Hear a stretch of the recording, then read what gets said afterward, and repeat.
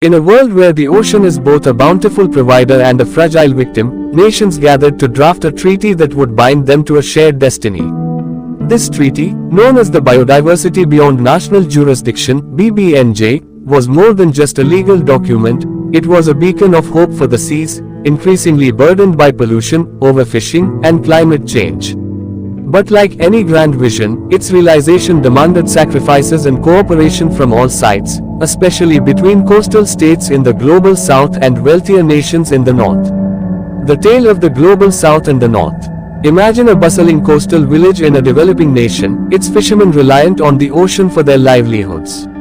The fish stocks are dwindling, not because of their modest nets but due to industrial trawlers operating far offshore. For them, aligning with international norms, by creating marine protected areas or regulating fishing practices, seems a lofty ideal. They would need better enforcement capabilities, scientific data, and funds to adapt. Now shift the scene to a northern capital where policymakers discuss ocean conservation. They have the tools, technology, and funds to make the treaty work, but they're wary of committing too much. Why should we bear the cost? They ask, even as their industries and consumers benefit from the very resources the treaty seeks to protect.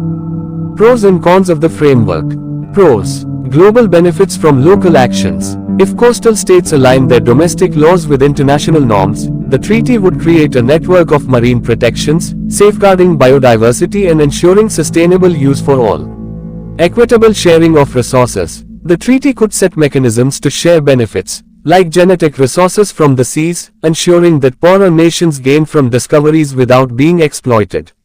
Strengthened collaboration. By fostering a spirit of collective action, the treaty could unite nations in protecting the oceans as a shared global heritage.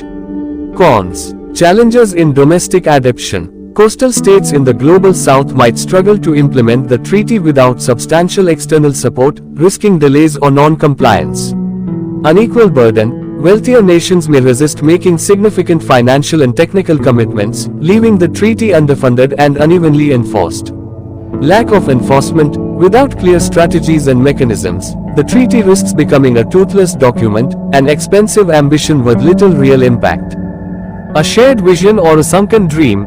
The success of the BBNJ treaty lies in crafting incentives and commitments that bridge the divide between the Global South and North. Coastal states need more than goodwill.